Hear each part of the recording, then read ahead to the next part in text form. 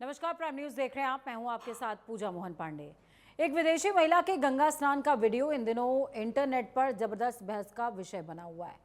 Viral clip में bikini पहने हुए इस महिला को उत्तराखंड की धार्मिक नगरी ऋषिकेश में पवित्र गंगा में डुबकी लगाते हुए साफ देखा जा सकता है। इस दौरान महिला को हाथ जोड़कर आपने सुना भी, जिस दौरान इंट्रोडक्शन वाला स्टिंग चल रहा था, वो ओम नमः शिवाय भी बोल रही थी और गंगा माँ की जय भी बोल रही थी।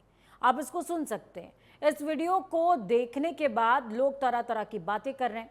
महिला की आस्था और पहनावे को लेकर नेटिजन्स दो हिस्सों में बंट गए हैं, यानी कि दो फाड़ हो गए हैं। बड़ी तादाद में सोशल मीडिया यूजर्स ने विदेशी महिला के पहनावे पर आपत्ति जाहिर की है। उनका कहना है कि मां गंगा का किनारा कोई बीच नहीं है। धार्मिक स्थलों पर लोगों को मर्यादापूर्ण कपड़े पहनने चाहिए। लोगों ने इसे भारतीय परंपराओं के खिलाफ और धार्मिक भावनाओं के प्रति असंवेदनशील बताया।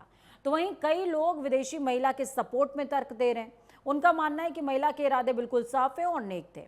उसने पूरी श्रद्धा के साथ पूजा की और इसमें कुछ भी गलत नहीं है। लेकिन इस बहस ने तब नया मोड़ लिया, या यूं कहिए कि तब कहानी में ट्विस्ट आया, जब लोग पहनावे के साथ साथ लिंग भेद पर भी बात करने लगे।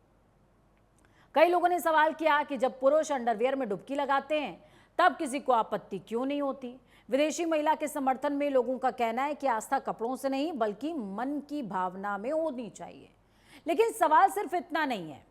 पहले भी कई धार्मिक क्षेत्रों से अश्लील रील बनाने के वीडियो सामने आते रहे हैं। तो चूक कहां हो रही है? क्या सरकार का इस दिशा में कोई हस्तक्षेप होना चाहिए, दखल होना चाहिए? और क्या सिर्फ ये दखल, ये हस्तक्षेप महिलाओं के लिए या सभी लोगों के लिए होना चाहिए?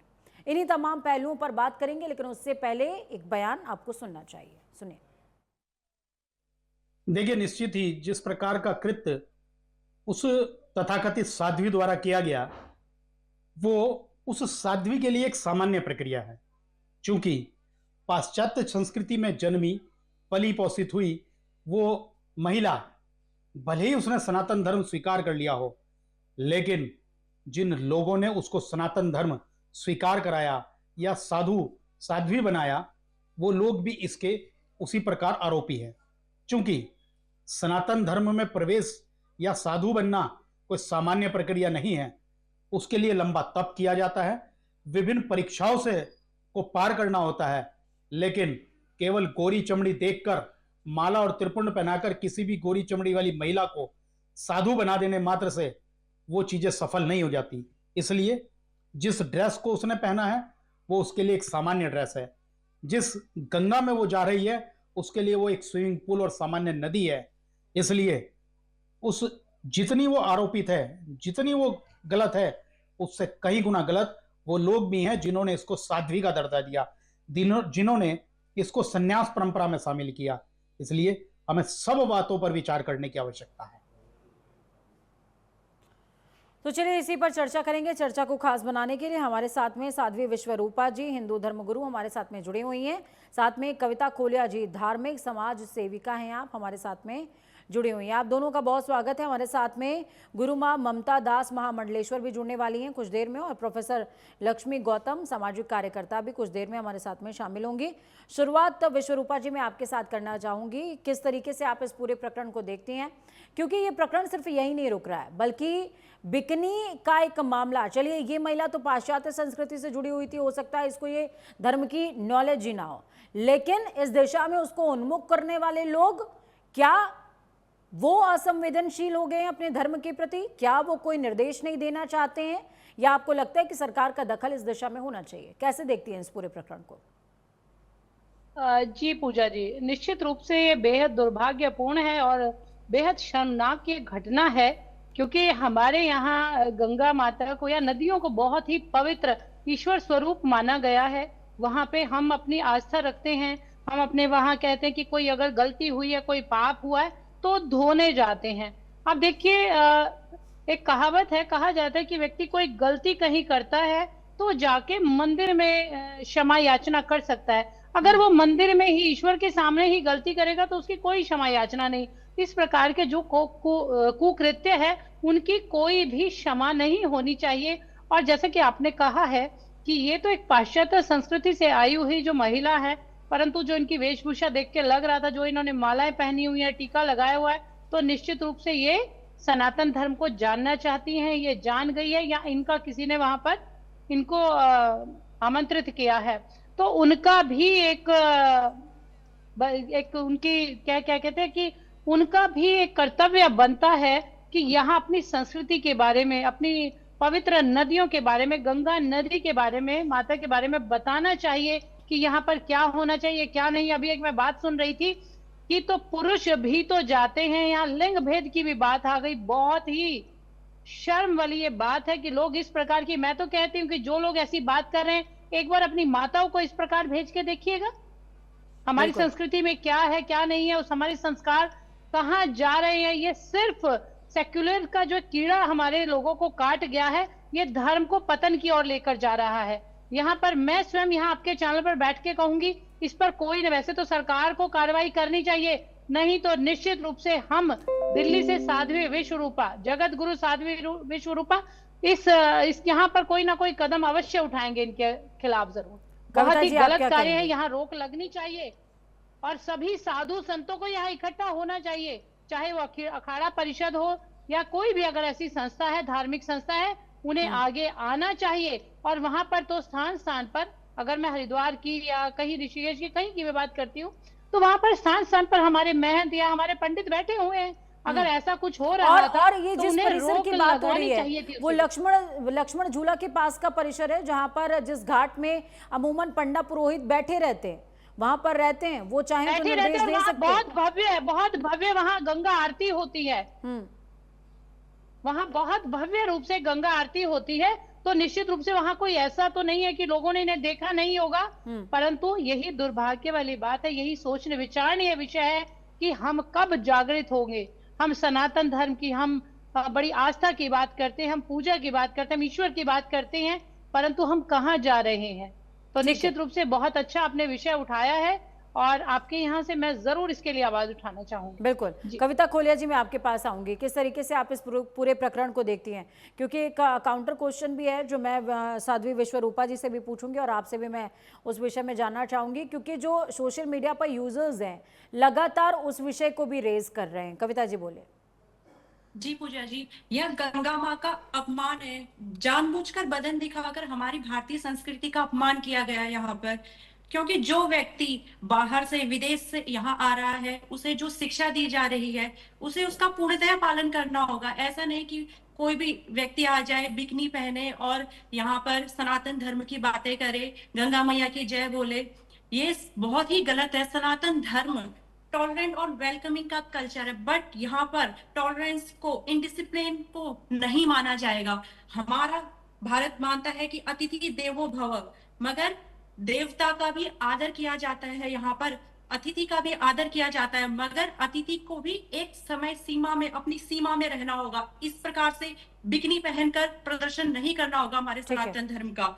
और जो सनातन धर्म है वो बहुत ही हमारा विस्तृत कल्चर है, हमें इसे जानने में, समझने में विदेशियों की सहायता करनी होगी, क्योंकि जो धर्म गुरु है, जो इन्हें ये सारी चीजें सिखा रहे हैं, वो उन्हें अधूरा ज्ञान दे रहे हैं। जिस प्रकार मंदिर में हम जाते हैं तो वहां की एक ड्रेस कोड होता है, मस्जिद का ड्रेस कोड है, चर्च का ड्रेस कोड है, वैसे ही माँ गंगा भी हमारी आत्मा की शुद्धि करती है। यहाँ जाने के लिए भी हमें सिर्फ मन से भी पवित्र होना चाहिए और शारीरिक रूप से भी। साध्वी विश्वरूपा जी, मैं आपके पास आऊंगी। यहाँ पर कविता खोलिया जी कह रही हैं कि माँ गंगा भी आत्मा की शुद्धि करती हैं और माँ गंगा के लिए भी एक सम्मानजनक वस्त्र को हमें धारण करना चाहिए और उसी मर्यादा के अंदर उनका पालन होना चाहिए। मैं इस बात को स्वीकार करती हूँ, लेकिन अब सवाल उठता है, कुछ सोशल मीडिया पर यूजर्स पूछ रहे हैं कि सिर्फ महिलाएं या पुरुष भी, क्योंकि अमूमन हमें हर की पैड़ी से लेकर के हरिद्वार, गंगा घाट, अलग अलग स्थानों पर पुरुष जो है नॉर्मली अंडरवियर में स्नान करते हुए नजर आ जाते हैं। उनको हम क्या कहें, उनके लिए भी कुछ नॉर्म्स होने चाहिए। जैसे मैं महाकाल की बात कर लूं तो महाकाल में पुरुषों के लिए धोती, जो कि हमारे पूर्व में चला करता था, और महिलाओं के लिए साड़ी का जो है निर्धारण किया गया है कि अगर आपको गर्भगृह में प्रवेश करना है, महाकाल प्रभु के दर्शन करने हैं, महाकाल महाराज के दर्शन करने हैं। ठीक इसी तरीके से साउथ में भी कई मंदिर हैं जहां पर अगर आपको दर्शन करने हैं, गर्भगृह में प्रवेश करना है, तो आपको साड़ी धारण करनी पड़ेगी महिलाओं को, और फिर चाहे वो 11 साल से ऊपर एज की बच्चियां हो या फिर वो बच्चे हों, पुरुष हो, सभी को धोती पहननी होगी, साड़ी पहननी होगी। इस तरह की मर्यादाएं उत्तराखंड देवभूमि में क्यों नहीं है? इस पर क्या प्रश्न उठना चाहिए, या फिर हम सिर्फ महिलाओं को कह रहे हैं? जी जी जी जी पूजा जी, देखिए पहले तो मैं इसका जवाब दूंगी। ये जो हमारी शारीरिक संरचना है महिलाओं और पुरुषों की अलग है। आप कई बार देखिए जो हमारी शारीरिक संरचना बिल्कुल अलग है, ईश्वर ने हमें अलग अलग एक संरचना देके है। कुछ जो हमारे शारीरिक अंग हैं उन्हें ढकना बहुत जरूरी है। चाहे विदेशियों को भी देख लीजिए, वो भी ढक के चलते हैं, चाहे वो 2 पीस पहने फिर भी वो 2 पीस पहनते हैं। यहाँ पर ये जो एक समानता करना या कुछ ऐसा प्रश्न करना तो बहुत ही बेहुदा बात है। इसमें तो कोई भी ऐसा कोई प्रश्न होना ही नहीं चाहिए कि पुरुष पहन रहा है, स्त्री नहीं पहन रही है। अगर वहां कोई पुरुष बिना अगर अंडरवियर के जाता है तो वहां पर हमें है कि ऑब्जेक्शन उठाना चाहिए। निश्चित रूप से हमारे जो ये पुरुष समाज है, जो पुरुषों की जो संरचना है, हमारे जो लड़कों की संरचना है, वो ऐसी ही बनी है, वो भद्दे नहीं लगते हैं। एक महिला अगर आप टॉपलेस अगर जाएगी तो वो बहुत देखने में बुरी लगती है, और हमारे समाज में ऐसा ही चलता आ रहा है। देखिए कुछ चीजें ईश्वर ने बनाई है तो उसको मानना ही चाहिए। शरीर तो हमने नहीं बनाया है, शरीर तो विज्ञान का दिया हुआ नहीं है, वो तो ईश्वर ने एक संरचना बनाई है, उसको ढकना ही चाहिए। ये तो बहुत बेहुदा एक उन्होंने तर्क दिया है, इसको तो मैं निराधार बताती हूँ। साथ ही साथ निश्चित रूप से जो हमारी यहाँ ठीक है, जो ये महिला आई है इसने जो ऐसा कुकृत्य किया है, तो यहाँ पर जो किसी के द्वारा तो आई होंगी, किसी के संपर्क में तो यहाँ भारत में होंगी, जो हमारी संस्कृति को जानता है, जो हमारी परंपराओं को जानता है, जो जानता है गंगा माँ की क्या आस्था है, वहां पे किस प्रकार जाना चाहिए, तो निश्चित रूप से वो भी बहुत बड़े अपराधी हैं इसमें, क्योंकि इनको उन्होंने टीका भी लगाया हुआ, इन्होंने माला भी पहनी है। और सोचिए अभी हमने शायद आपने ही दिखाया है कि माला इन्होंने उतार के फेंक दी है। तो इन्हें ही अल्प ज्ञान है उसी का ये प्रचार कर रही हैं, तो इन्हें समझाना चाहिए। और मैं तो एक बार यहाँ से कहती हूँ कि एक बार मस्जिद में ऐसे जाकर तो दिखाइए, फिर हम आप जैसे ऐसे नहीं बैठे रहेंगे। अभी तक तो बहुत कुछ हो चुका होगा। जो सनातन धर्म है सहिष्णु है, परंतु उसका इतना भी फायदा ना उठाए कि हर व्यक्ति आए और हमें भाईचारा बना बना के हमें चारा बना दे। तो निश्चित रूप से वसुधैव कुटुंबकम का जो हमारी विचारधारा है, निश्चित रूप से हम उस पर चलते हैं, सभी का वहां स्वागत होता है, पूरा विश्व एक परिवार के समान है। इसीलिए इन्हें समझाना जरूरी है, बड़े प्रेम पूर्वक इन्हें समझाइएगा, इन्हें रोकना भी जरूरी है। जब हमारा बच्चा कोई ऐसे गलत कार्य करता है या हमारे घर की महिला या पुरुष कोई ऐसा कार्य करती है, तो हमारा कर्तव्य बनता, हमारा फर्ज बनता है कि हम उसे सही गलत का भान दें, सही गलत के बारे में बताएं कि क्या सही है क्या गलत है। और जो सोशल मीडिया पे सिर्फ रील वायरल करने के लिए जो बेहुदा अपने विचार रख रहे हैं, वो बिल्कुल निराधार है, उनका कोई तर्क ही नहीं है। वो तो प्रश्न उठाना भी बहुत बेहुदा है कि एक पुरुष को कैसे जाना चाहिए। एक बात बताइए, मंदिर में धोती पहन कर निश्चित रूप से जा सकते हैं, परंतु जब आप किसी जल में किसी भी ऐसी नदी में स्नान करने जाते हैं तो महिलाओं को भी कुछ ऐसे कपड़े पहनने चाहिए, अदरवाइज कपड़े पानी की प्रभाव से ऊपर उठते हैं। तो निश्चित रूप से ऐसा नहीं हो सकता कि जो हम मंदिर में धोती पहनकर जा रहे हैं वो यहाँ भी पहनकर आए, परंतु कपड़ों की मर्यादा होनी चाहिए, वस्त्रों की मर्यादा निश्चित रूप से होनी चाहिए। जी कविता खोले जी, आप क्या कहेंगे? जी मैं बिल्कुल सहमत हूँ इनकी बात से, क्योंकि हमारे यहाँ नारी को देवी कहा जाता है और देवी की पूजा भी मर्यादा में रहकर ही की जाती है। इसीलिए कोई भी विदेशी हो या भारतीय हो, सभी को अपने वस्त्रों का विशेष ध्यान रखना चाहिए धार्मिक स्थलों में जाते हुए। धार्मिक स्थलों पर जाते हुए वस्त्रों का विशेष ध्यान रखना चाहिए। आपको क्या लगता है कि सरकार को इसमें हस्तक्षेप करने की ज़रूरत है? कुछ नॉर्म्स क्रिएट किए जाने चाहिए क्या? क्योंकि देखिए जिस तरीके से अगर मैं बात करूं कि किसी ऐतिहासिक क्षेत्र में कोई जाता है, फिर चाहे वो देसी हो या विदेशी हो, उसके लिए टिकट कंपलसरी है, टिकट लेगा तभी अंदर जाएगा, उसके बिना वो देख नहीं सकता उस मॉन्यूमेंट को। इसी तरीके से अगर हम धार्मिक क्षेत्र के अंदर या महाकाल अगर ये भी जाएंगी जिन्होंने भी ये वीडियो बनाया है वो भी जाएंगी तो उनको भी साड़ी धारण ही करनी पड़ेगी, या वहाँ के जो नियम है उसके अधीन ही रह करके दर्शन लाभ मिल सकता है। तो क्या धार्मिक क्षेत्रों के लिए सरकारों को अब इस तरह के कुछ नियम बनाने चाहिए, और खासकर मैं नदी के किनारों की बात कर रही हूँ? कि सरकार को इस पर विशेष कार्यवाही करनी चाहिए कि हमारे धार्मिक स्थलों में जो परिधान है इस प्रकार का ना हो जिससे हमारे लाखों करोड़ों हिंदुओं की भावना आहत हो।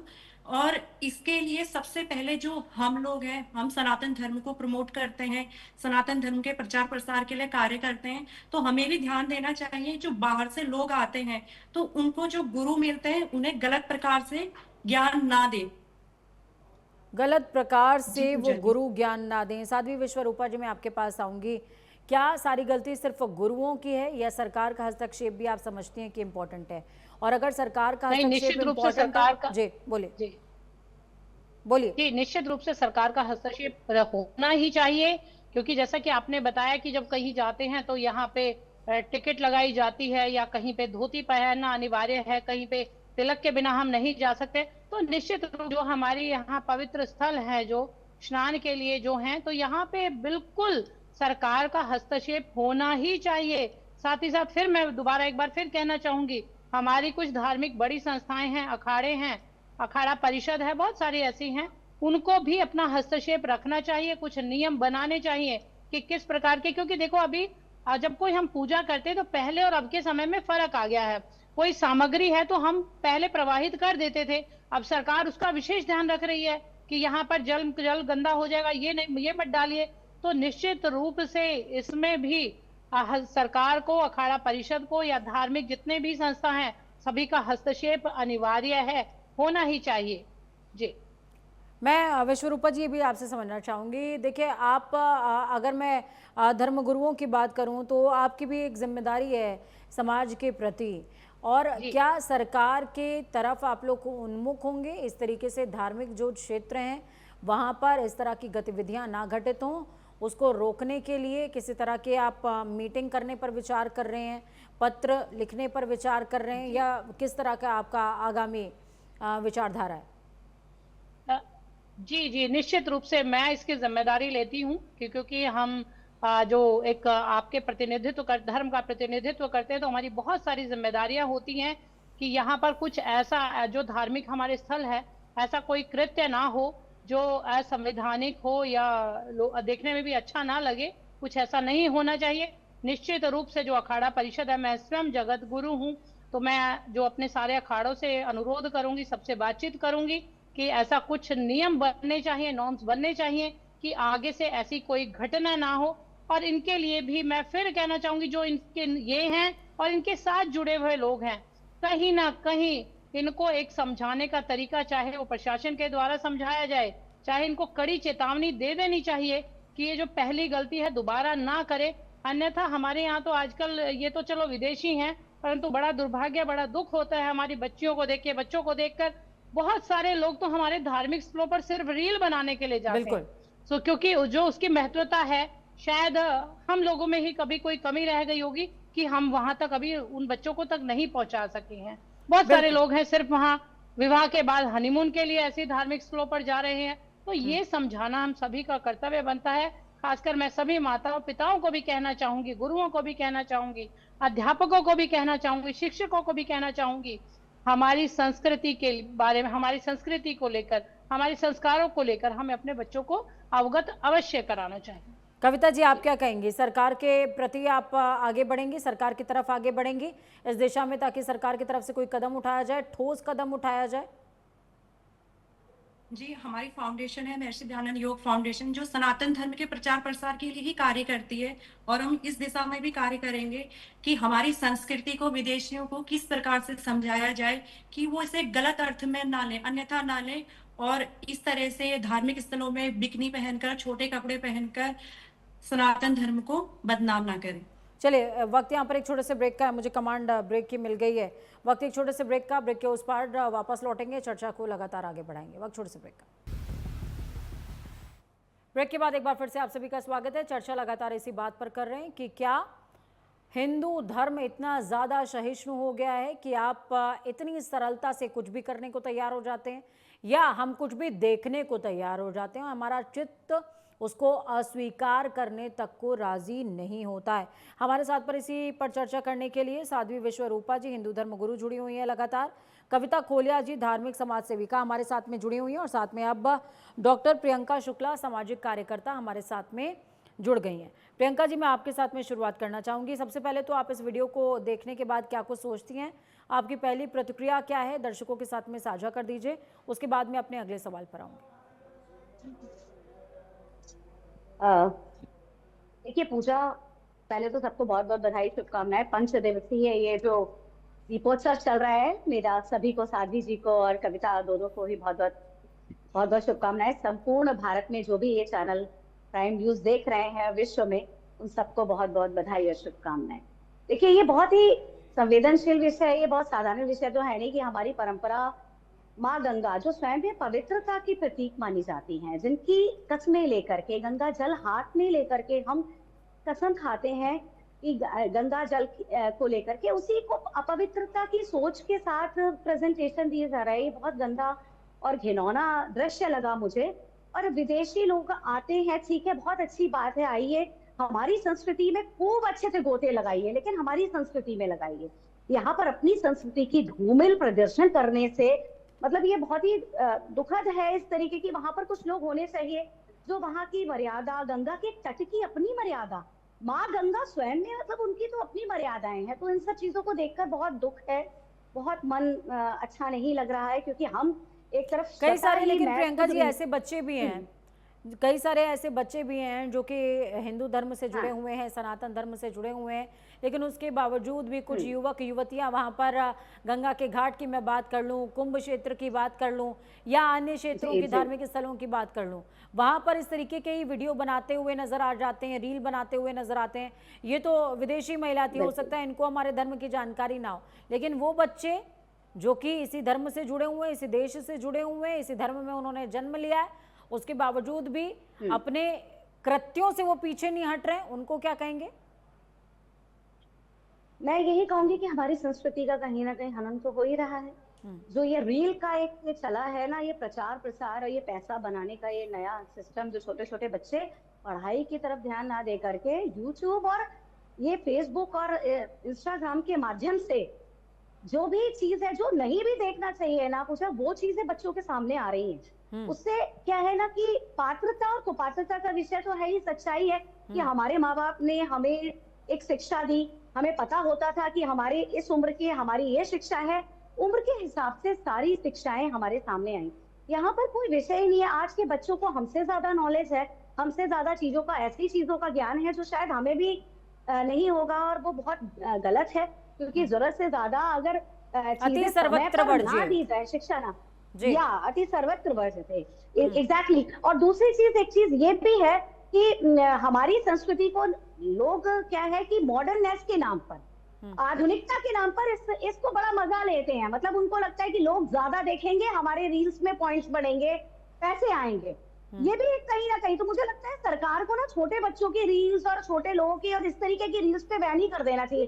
जैसे चाइना के उस ऐप को बैन किया था ना, वो 84 ऐप कुछ थे, कुछ ऐप्स को बैन किया था कोरोना टाइम में। ऐसे ही मुझे लगता है इन सब चीजों पर भी बहुत गंभीरता से सोचना चाहिए और बैन कर देना चाहिए, ताकि हमारी संस्कृति, हमारी सभ्यता को हम जो प्रेजेंट करना चाहते हैं वो तो कर ही नहीं पा रहे। हम जैसे लोग डिबेट पे आके बैठेंगे, बोलेंगे, 4 बार सुनेंगे, शायद लोग हमें सुनेंगे भी नहीं, बंद भी कर देंगे कुछ बच्चे जो जवान है। लेकिन जिन लोगों को जो कंटेंट जाना चाहिए, ये कितना गंदा है, लोग इसको जो है और आगे फॉरवर्ड करेंगे, अपनी रील्स में ऐड कर देंगे। तो ये जो गलत विषय चल रहा है, ये अच्छा नहीं है। भारत की संस्कृति और सभ्यता पे घिनौना आघात है, इसके अलावा और कुछ नहीं है। हम अपनी संस्कृति को बचाने के लिए शायद बहुत ही गंभीरता से कुछ कदम उठाने बहुत आवश्यक हैं।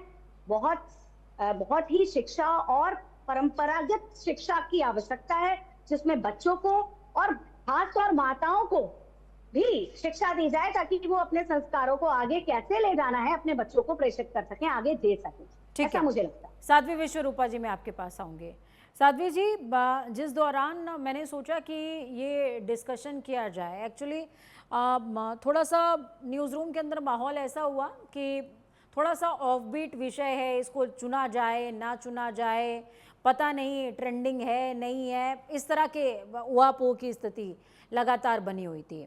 लेकिन फिर एक जिम्मेदारी के साथ प्राइम न्यूज़ ने इस विषय को चुना कि हमारी जिम्मेदारी हमारे धर्म, हमारे सनातन, हमारी संस्कृति की तरफ भी है और हमारे समाज की तरफ भी है, इसलिए हमने इस विषय को चुना। लेकिन जब हमने इस विषय को चुना साध्वी जी, उस दौरान हमने कई सन्यासियों से बातचीत करी। उसमें मैं नाम किसी का यहाँ पर नहीं लूंगी, बहुत प्रतिष्ठित महामंडलेश्वर सन्यासी, अलग अलग कह सकते हैं कि अखाड़ों से जुड़े हुए वो रहे, जिनसे व्यक्तिगत तौर पर मेरी बहुत अच्छी जान पहचान है। उन्होंने सधे हुए लहजे में पहला छूटते हुए जो शब्द बोला वो ये बोला, बेटा मैं महिलाओं पर नहीं बोलूंगा या मैं महिलाओं पर नहीं बोलूंगी। इसको किस तरीके से देखा जाए? देखिए पूजा जी, सबसे पहले तो प्राइम न्यूज और आप सभी बधाई के पात्र हैं। इस प्रकार के संवेदनशील और ज्वलंत विषय जरूर समाज के सामने आने चाहिए। और जब तक अगर सामने नहीं आएंगे तो उसका सोल्यूशन कैसे निकलेगा, उसके परिणाम तक कैसे पहुंचेंगे। और बाकी देखिए, जो हमारे संत महात्मा हैं वो क्या सोचते हैं या उनके उस समय क्या विचार थे, उसके लिए तो हम क्या कह सकते हैं, परंतु हम अपने विचार अवश्य रखेंगे। अपनी जो हमारी विचारधारा, इसके पीछे का रीजन आप क्या देख पाती हैं? क्योंकि बीते दिनों अनिरुद्धाचार्य, प्रेमानंद जी महाराज, अलग अलग लोगों की शायद इतनी ज्यादा कंट्रोवर्सी हो गई महिलाओं के ऊपर टिप्पणी को लेकर के कि शायद अब कोई बोलना ही नहीं चाहता है। क्या होता है पूजा जी, जब कोई बात कही कुछ जाती है और उसका कुछ अलग से उसको प्रचार कर दिया जाता है, तो कहीं ना कहीं हिंदू धर्म के साथ साथ जो हिंदू हमारे साधु संत हैं उनके लिए भी नुकसानदायक है। तो शायद यही एक रहा होगा, कारण रहा होगा कि हम कहेंगे कुछ और निकल कर कुछ आएगा। तो शायद एक जो अंदर भय होगा जो पीछे चल रहा है, तो उसी के यही एक कारण रहा होगा। महिलाओं के लिए ना बोले, परंतु मैं तो यहाँ एक बात स्पष्ट रूप से महिला होकर ही बोलना चाहूंगी। मैं सदैव से बोलती हूँ कि हम आजकल जो हमारी माताएं हैं, सबसे बड़ा उनकी जिम्मेदारी, उनकी कर्तव्य बनता है अपने बच्चों को संस्कार देने का, अपनी संस्कृति को समझाने का। भी मुझसे पहले एक बच्ची बोल रही थी, बड़ी अच्छी बात उन्होंने कही। तो बिल्कुल जो हम अपने बच्चों तक जो हमारे माता पिता ने हम तक पहुंचाया है, वो हमें जरूर आगे अपने बच्चों तक पहुंचाना चाहिए। जो ये मोबाइल का अब उपयोग नहीं करते, भोग करने में हम लग गए हैं। मोबाइल एक बहुत बड़ी एक बीमारी, रोग का कारण बन गया है कि हमारे समाज को, हमारे जो आने वाली जो पीढ़ी को बिल्कुल धर्म विहीन करती जा रही है। अभी इन महिलाओं के लिए तो मैं एक बात, जो ये महिला है इनके लिए एक बात कहना चाहूंगी। एक बार तो देख के बहुत गुस्सा आता है, परंतु कुछ क्षण के बाद आप सभी समझ सकते, सोचने का विषय जो यहाँ आई है, तो कहीं ना कहीं एक पूरी जो टीम होगी, कोई लोग होंगे जो इनके संपर्क में होंगे।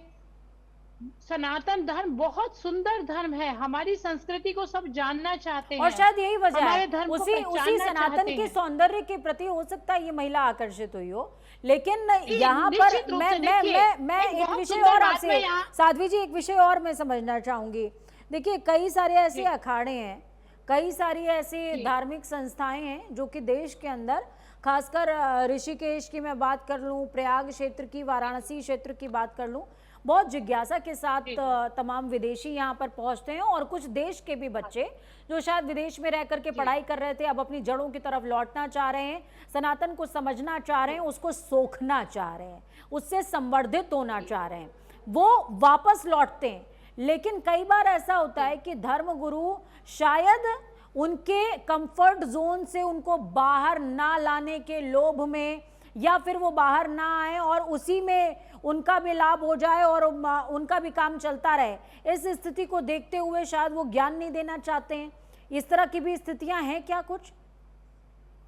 नहीं, देखिए पूजा जी, एक दूसरा पहलू भी आप देखिए, क्योंकि सनातन में सभी का स्वागत है। हम तो बाहें फैला कर सभी को अपने भीतर समेटने के में सक्षम हैं और सभी को आमंत्रित करते हैं, सभी आइए और इस धर्म को अपने ही घर वापसी करनी है। कोई अलग नया धर्म नहीं है, क्योंकि परंतु यहाँ जो धर्म गुरु हैं, हो सकता है उस कंफर्ट जोन को, देखो यहाँ तो ये बताना चाहिए था, बिकने की बात को आप छोड़ दीजिए, हम बाकी कंफर्ट जोन की अगर बात करते हैं तो कई बार हम बहुत ज्यादा जल्दबाजी नहीं करते हैं उनको समझाने के लिए। समझ लीजिए, अगर बच्चा पहली क्लास का है तो हम उसे 10th क्लास का नहीं पढ़ा सकते, उन्हें 12वीं की जो शिक्षा है वो नहीं दे सकते हैं। हो सकता है यही एक तरीका है, धीरे धीरे उन्हें जीवन जीने की व्यवस्था जो हमारे धर्म में, हमारी संस्कृति में है, हमारी परंपराओं को समझाने का प्रयास हमारे जो धर्म गुरुओं के द्वारा किया जाता है। तो ये नहीं कह सकते कि वो ऐसा चाहते नहीं, हम सभी चाहते हैं। मैं भी चाहती हूँ और मेरे बहुत मेरे साथ है जो हमारे धर्म गुरु हैं, मिलकर हम काम करते हैं सनातन के लिए। हम सभी चाहते हैं कि सभी धर्म में वापसी करें, सभी उस धर्म को समझे।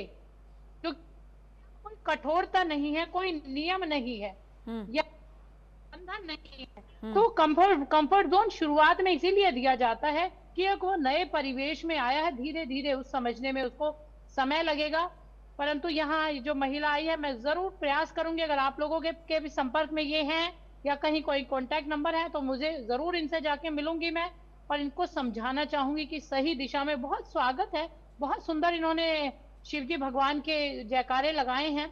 तो इनको पूर्ण रूप से शिव क्या है, हमारी गंगा नदी क्या है, हमारी उनकी क्या परंपरा है, क्या महत्व है, निश्चित रूप से इन्हें हम समझाएंगे। और इनके साथ बहुत सारे लोगों को हम चाहते हैं कि सब आए और समझे इस चीज को। कविता जी, मैं आपके पास आऊंगी। जिस तरीके की प्रतिक्रिया लगातार सामने आ रही है सोशल मीडिया पर, अलग अलग तरह की प्रतिक्रिया देखने को मिल रही है, मैं आपसे ये समझना चाहूँगी। देखिए, धर्मगुरुओं ने, जब मैं उनसे बातचीत कर रही थी तो उन्होंने सीधे पहले बोल दिया कि महिला का विषय मैडम हम नहीं बोलेंगे, महिला का विषय बेटा हम नहीं बोलेंगे। या महिला धर्मगुरुओं ने भी बोला कि हम महिला हैं, हम महिला के विषय पर कैसे बोल दें। और शायद यही वजह है कि सिर्फ यहाँ पर साध्वी विश्वरूपा जी बैठी हुई हैं और कई लोगों ने तो इस डिबेट को ज्वाइन भी नहीं किया है। मैं बहुत ही तल्खी के साथ इस बात को मैं रख रही हूँ और थोड़ी सी क्लिष्टता के साथ भी रख रही हूँ। आप इस पर क्या प्रतिक्रिया देंगी और तमाम लोगों से आप क्या कहना चाहेंगी जिनका काम समाज के लिए पथ प्रदर्शन का है? जी, हमारे सनातन धर्म में नारी तू नारायणी तू कहा जाता है और नवरात्रि में देवी के शक्ति रूप की पूजा होती है। सभी जो नारियां हैं उनमें देवी वास करती है और हमारे धर्म का प्रचार प्रसार करना भी हमारे ही हाथों में है। सबसे पहले मैं कहना चाहूंगी कि जो माता होती है वो निर्माता होती है, उसे अपने बच्चों के लिए विशेष ध्यान रखना चाहिए। जैसे अभी बताया साध्वी जी ने, सोशल मीडिया में गलत गलत चीजें आ रही है जिन्हें देख के बच्चे गलत गलत कर रहे हैं। कई सट्टा ऐप है जिनमें बच्चे पैसे लगा रहे हैं और माँ बाप के डर से कई बच्चों ने, आपने देखा होगा कि आत्महत्या तक कर ली है। तो हमारे समाज को और हमारे जो साधु सन्यासी हैं, इन लोगों को हमारे धर्म के प्रचार प्रसार के लिए कार्य करना चाहिए सोशल मीडिया के द्वारा भी, क्योंकि काफी साधु सन्यासी हैं जो एकांत में रहना पसंद करते हैं, इस प्रकार से बोलना पसंद नहीं करते। बट उन लोगों को भी अपना उत्तरदायित्व समझना चाहिए और समाज में जिस तरीके से आज की जनरेशन हमारे सनातन धर्म को समझे उस तरीके से समझाना चाहिए। पूजा जी, बिल्कुल उस तरह से समझाना चाहिए। प्रियंका जी, मैं आपके पास आऊँगी।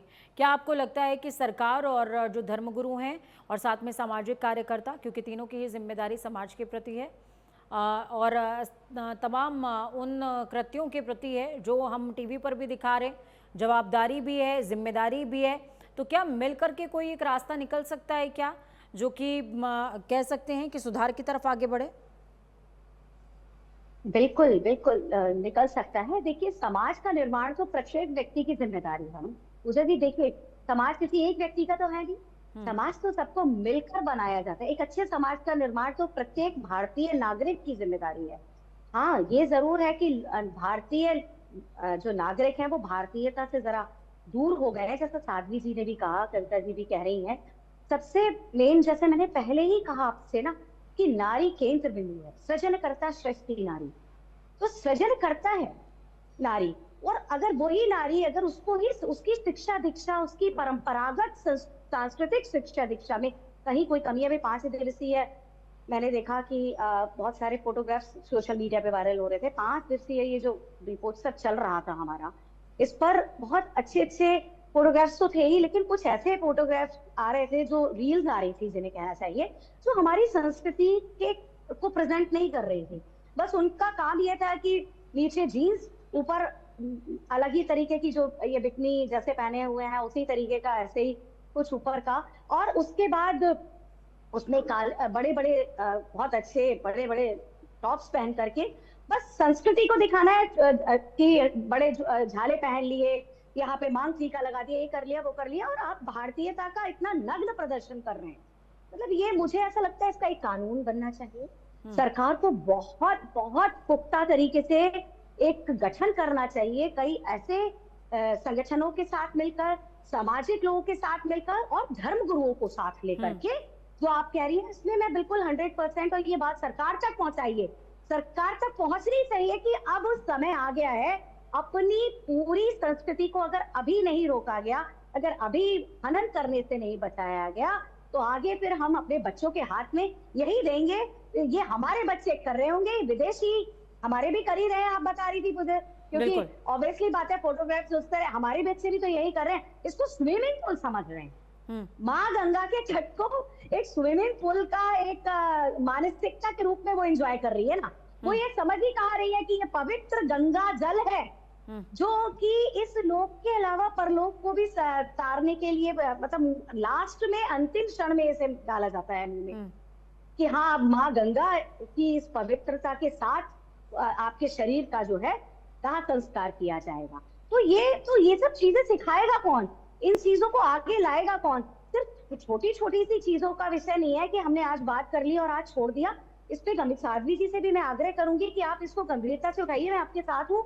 अगर हम कुछ महिलाएं, अगर अच्छी महिलाएं जिनका कंटेंट है, जिनके पास समझ भी है और भारतीयता और उनके राष्ट्रीयता के प्रति समर्पण है, त्याग है, तो 100% अपनी धर्म को बचाने के लिए महिलाएं आगे आए और इस तरीके के संवेदनशील विषयों को बिल्कुल नकारते हुए सरकार से पूरी तरीके से इसको रोक लगाने के लिए सोशल मीडिया पर इस तरीके के कंटेंट को और इस तरीके की चीजों को जो है एक कानून बने। मैं साध्वी जी आपके पास आऊंगी। मुझे याद आता है वो प्रोटेस्ट जिसपे हिजाब बैन की बात चल रही थी, तो एक विशेष समुदाय की महिलाएं सड़कों पर आ गईं कि भाई हिजाब तो हमारी अपनी पसंद है और आप इस पे बैन की बात कैसे कर सकते हैं, वो एक अलग विषय है। लेकिन मैं यहाँ पर इसका जिक्र इसलिए कर रही हूँ कि क्या हम और धर्मों के कंपैरेटिवली सनातन इतना ज़्यादा लिबरल हो गया है कि हम अपनी ही चीज़ों पर बोलना भी नहीं पसंद कर रहे हैं। क्योंकि अगर मैं सिखों की बात कर लूँ, सिख धर्म की बात कर लूँ, तो वहाँ पर देखिए आप गुरुद्वारे के अंदर जो है, अगर आपने फुल कपड़े नहीं पहने हुए हैं तो आपको एंट्री नहीं मिलेगी, आपका सिर नहीं ढका हुआ है तो आपको एंट्री नहीं मिलेगी। भले ही आप जीन्स टॉप पहन लीजिए, लेकिन आपका पूरा शरीर ढका हुआ होना चाहिए। ठीक इसी तरीके से मुस्लिम समुदाय की बात कर लूँ तो मुस्लिम समुदाय के अंदर हिजाब कंपलसरी है, कई लोगों के अंदर लिबर्टी है, कई परिवारों में लिबर्टी है, लेकिन मस्जिद के अंदर महिलाएं प्रवेश नहीं कर सकती, या अगर प्रवेश कर भी रही हैं मदरसे के अंदर तो उनका भी एक पर्टिकुलर डेकोरम है। लेकिन एक सनातन धर्म ही है जहाँ पर किसी तरह का कोई डेकोरम नहीं है। इस डेकोरम को क्या बनाया जाना चाहिए? क्या हम इतने ज़्यादा वाकई लिबरल हो गए कि कोई कुछ भी कर रहा है, फ्यूजन चल रहा है, सनातन को मॉडर्नाइजेशन के साथ जोड़ करके, टैटू के साथ जोड़ करके कुछ भी चल रहा है और हम बर्दाश्त कर रहे हैं कि चलो इसी बहाने सही कुछ तो जा रहा है इसके अंदर। जी जी, ये बड़ा ही देखो सेंसिटिव टॉपिक है, बहुत ही संवेदनशील विषय है। इस पर मैं समझ सकती हूँ कि लोग बोलने से क्यों घबराते हैं। देखिए ये अपनी स्वेच्छा है। अगर वहां पे एक छोटी सी बात है, ये कोई मैं नहीं मानती कि कोई सरकार आकर इस पर कुछ नियम बना सकती है, ऐसा कुछ हो ही नहीं सकता। जब कोई विकासशील देश होता है या विकसित देश होता है, वहां पे ऐसी चीजें पॉसिबल ही नहीं है। परंतु जो हमारे संस्कार हैं वो हमारे घर से शुरू होते हैं, हम अपने बच्चों से शुरुआत, जो माता पिता हैं वो अपने बच्चों से इसकी शुरुआत करें। वहां से एक छोटी शुरुआत होते होते तब हम तक जाती है। जो हिंदू धर्म गुरु हैं, हम इसी काम के लिए बैठे हैं। जैसे बता रहे थे कि बाकी साधु संत, निश्चित रूप से मैं उनको प्रतिनिधित्व कर रही हूँ, मैं यहाँ उनके बिहाफ पे बैठी हुई हूँ, तो मैं भी इस बात के लिए कार्य करती रहती हूँ। मेरा स्वयं का आश्रम है, क्षमा चाहूंगी एक बार जी, मेरा अपना स्वयं का आश्रम है जहाँ गुरुकुल चलता है, जहाँ पर प्रत्येक रविवार बच्चियों को शस्त्र शिक्षा सिखाई जाती है। तो प्रत्येक धर्मगुरु अपना कार्य बहुत ईमानदारी से कर रहे हैं, सभी लोग लगे हुए हैं। परंतु यहाँ पर जो हमारे माता पिता हैं, जो परिवार है, जो समाज है, जो राष्ट्र है, उनकी भी अपनी एक ड्यूटी बनती है कि वो अपने, अभी पीछे मैंने अखबार में एक छोटी सी अभी पढ़ी है, आज के अखबार में या कल के में, कि किसी 5 स्टार में आलती पालती मारने के किसी ने मार के बैठ गया और उसे वहां से बाहर निकाल दिया गया। आलती पालती मारकर, तो हमारे यहाँ सबसे पहला जो पोस्चर होता है यही होता है। तो हमारा जो समाज पाश्चात्य की तरफ जा रहा है, वो हमारी अपनी कमियों से जा रहा है। हम अपने बच्चों को गुरुकुल ना भेजकर, हम संस्कृत ना सिखाकर, हम अपने बच्चों को कॉन्वेंट भेजना शुरू करते हैं, कॉन्वेंट में पढ़ाना पसंद करते हैं। हमें उन्हें हिंदी संस्कृत बुलवाने में शर्म आती है, हम सिर्फ इंग्लिश सिखाना चाहते हैं। निश्चित रूप से इंटरनेशनल लैंग्वेज है, आनी चाहिए सभी को, परंतु अपनी जड़ों को ना छोड़े। हम अपनी जड़ों को छोड़ते जा रहे हैं। कंक्लूड ये कोई करेंगे। सरकार कविता का कोलिया बजट जी नहीं। क्या कहेंगी इस पूरे विषय को लेकर, इस पूरी चर्चा को लेकर? जी बिल्कुल पूजा जी, मैं साध्वी जी की बातों से बिल्कुल सहमत हूँ। हमें अपने बच्चों को बचपन से ही सारी धर्म की बातें सिखानी पड़ेंगी, तभी हमारे बच्चे हमारी संस्कृति को समझ पाएंगे। और सबसे ज्यादा यह कर्तव्य माता का है, क्योंकि माता ही निर्माता होती है। ठीक है, माता बच्चे के साथ हर वक्त रहती है। ठीक है। प्रियंका जी कंक्लूड कीजिएगा, क्या कहेंगे? जी बिल्कुल, मैं यही चाहूंगी संत समाज आगे आए और सारे, जैसे सरकार का, साध्वी जी ने भी कहा, सरकार का इसमें कोई बहुत ज्यादा वो नहीं है, तो मैं संतों से प्रार्थना करूंगी, आग्रह करूंगी आपके चैनल से कि आइए और अपनी संस्कृति और सभ्यता को आप कर रहे हैं, बहुत अच्छी बात है। मैं, हम लोग सब समाज के जो भी सामाजिक कार्यकर्ता हैं सब आपके साथ हैं, लेकिन इसका एक अच्छा सा पूरा कॉन्सेप्ट तैयार करके तब इसको समाज में प्रेषित किया जाए। मुझे लगता है कि इसमें बहुत अनुशासन और व्यवस्था की आवश्यकता है। ऐसे कोई ऐसे मानेगा नहीं, अपने अपने तरीके से काम करने से कुछ नहीं होगा। एक साथ मिलकर, एक साथ जुटकर, एक व्यवस्था में, एक अनुशासन के साथ जब हम कुछ सामने समाज के रखेंगे और कड़े अनुशासन के साथ, जैसा कि पूजा आपने कहा कि मंदिरों में व्यवस्था होनी चाहिए, बिल्कुल होनी चाहिए। जब से नरेंद्र मोदी जी की सरकार आई है, एक चीज मैं देखूं कि मंदिर में कहीं ना कहीं अब ये जीन्स का और ये टॉप पहन कर जाने का एक हो गया है कि आप नहीं जा सकते उसमें।